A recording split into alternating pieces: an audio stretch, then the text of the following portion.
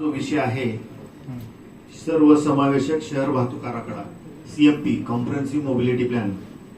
आपणाला माहितच आहे आपल्या राज्याचं अर्बनायझेशन 50% पेक्षा जास्त झालेले आहे 2011च्या लोकसंख्येनुसार. आणि आता जनगणना होईल, जनगणनेनंतर हे अर्बनायझेशन 60-65% पेक्षा जास्त होणार आहे. हे होत असताना केंद्र सरकारनं सुद्धा अर्बनायझेशन जास्त होत असल्यामुळे जे केंद्र सरकारचं अर्बन डेव्हलपमेंट डिपार्टमेंट आहे, त्याचबरोबर नॅशनल अर्बन ट्रान्सपोर्ट पॉलिसी आहे, यानुसार सर्व शहरांना त्यांचा सर्वसमावेशक शहर वाहतूक आराखडा तयार करण्याच्या सूचना दिल्या होत्या.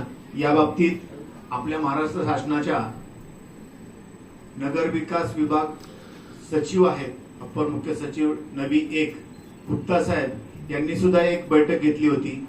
आणि ही बैठक घेतल्यानंतर महाराष्ट्रातील सगळ्या महानगरपालिकेचा एक सर्वसमावेशक शहर वाहतूक आराखडा बनवण्याचं काम चालवणार होतं.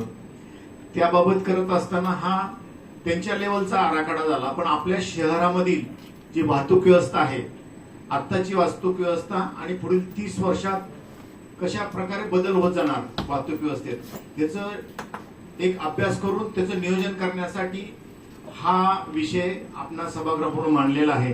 त्याचं जर आपण गोषवारा पाहिला तर थोडक्यात मी त्याचं जे उद्दिष्ट आहे, आपण कसं काम करणार आहोत आणि याच्यामध्ये काय काय गोष्टीचा समावेश आहे त्याच्यामध्ये आपल्याला माहिती देऊ इच्छितो.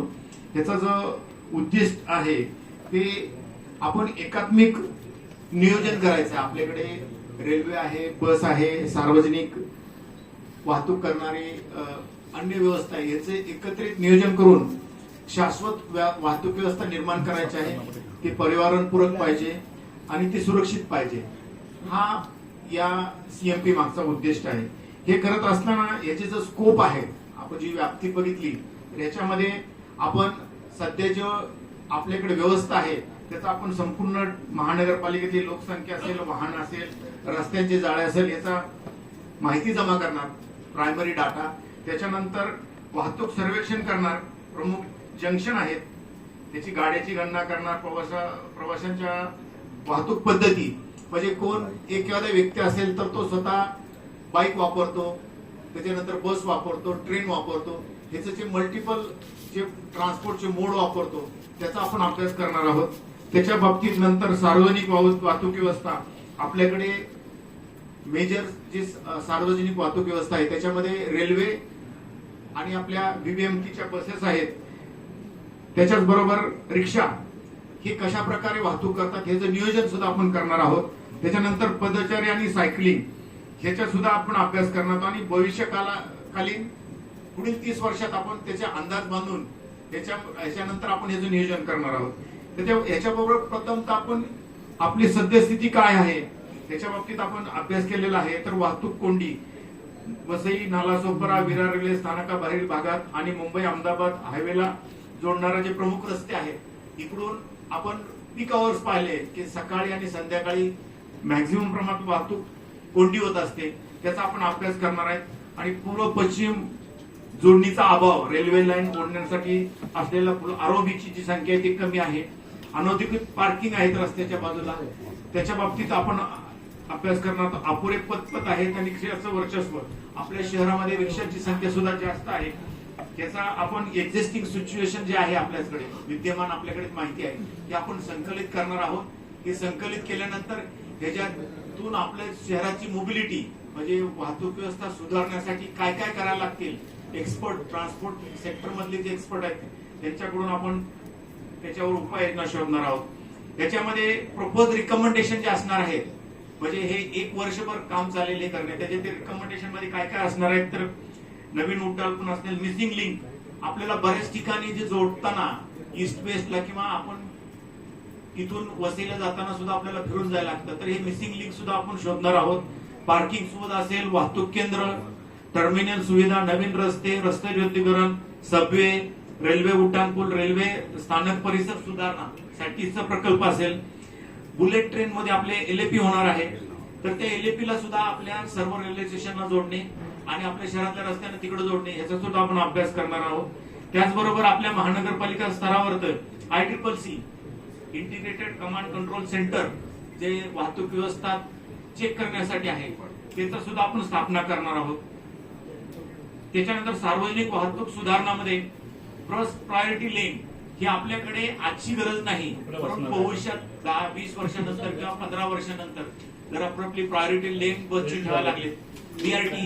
BRTS आहे, पुण्यामध्ये आहे, भोपाळमध्ये आहे आणि अहमदाबादमध्ये आहे. तशा प्रकारे लागले फ्युचरमध्ये तर त्याचा सुद्धा आपण अभ्यास करणार आहे. मेट्रो कनेक्टिव्हिटी आपल्याकडे 13 नंबरची जी मेट्रो आहे डोंगरपाडापर्यंत भाईंदरवरून जे होणार आहे त्याच्यात 16 स्टेशन आहेत. त्या स्टेशन मधून उतरणारे प्रवासी आणि त्यांची लास्ट माइल कनेक्टिव्हिटी म्हणजे ते उतरल्यानंतर त्यांच्या घरापर्यंत जाणारा काय आहे त्याचा सुद्धा अभ्यास आपण याच्यामध्ये करणार आहोत.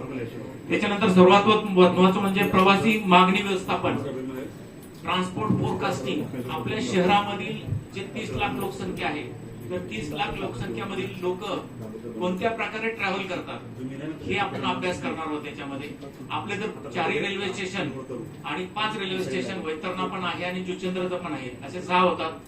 पण हे मेजर जे 4 रेल्वे स्टेशन आहेत सर आम्ही परवा व्हिजिट केली तेव्हा पाहत होतो तर समज एकच railway station Virar railway station आहे तिथं फोरकास्टिंग म्हणजे अपलोडिंग लोड आणि अपलोडिंग उतरणारे प्रवासी चढणारे प्रवासी यांची जर संख्या बघितली तर 5,81,000 आहे आणि 4चा जर आपण आकडा काढला तर तो जवळजवळ 12 लाखापेक्षा जास्त आहे.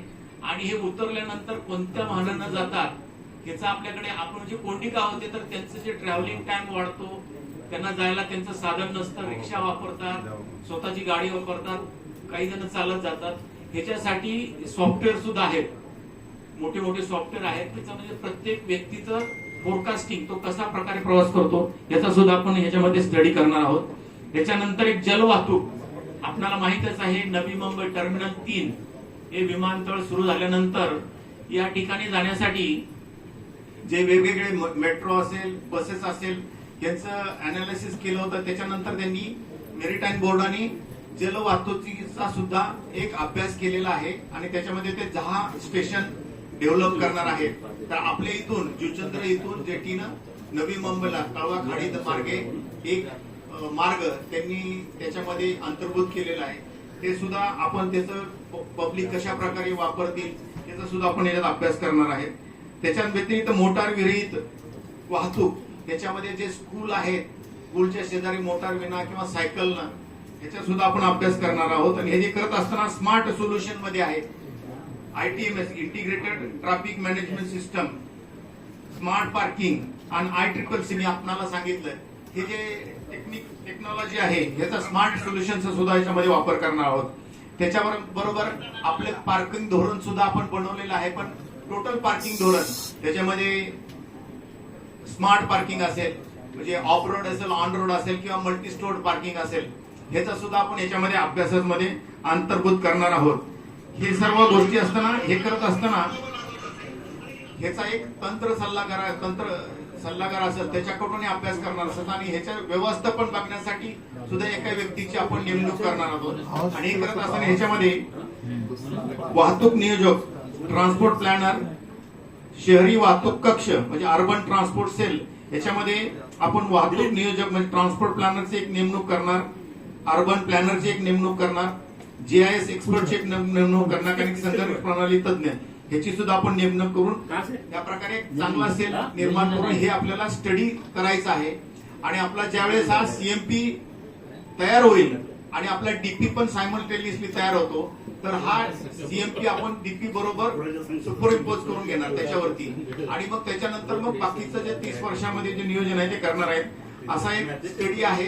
शासनाने पण आपल्याला त्याच्यामध्ये स्टडी करण्यासाठी सांगितलेलं आहे. शासनाच्या काही योजना आहेत त्याच्यामध्ये पण ह्याचं जे फंडिंग असेल त्याच्या बाबतीत शासनाचा 3 जानेवारी 2024 एक GR आहे त्याच्यामधून पण सुद्धा फंडिंग होऊ शकतं किंवा मग आपण फंडिंग करून हा स्टडी आपण करून घेणार आहोत की पुढच्या 30 वर्षासाठी आपल्याला सर्व समावेशक शहर वाहतुकीसाठी जे नियोजन करायचं आहे त्याच्यासाठी ही थोडक्यात त्याच्याबद्दल मी माहिती सांगितली आहे.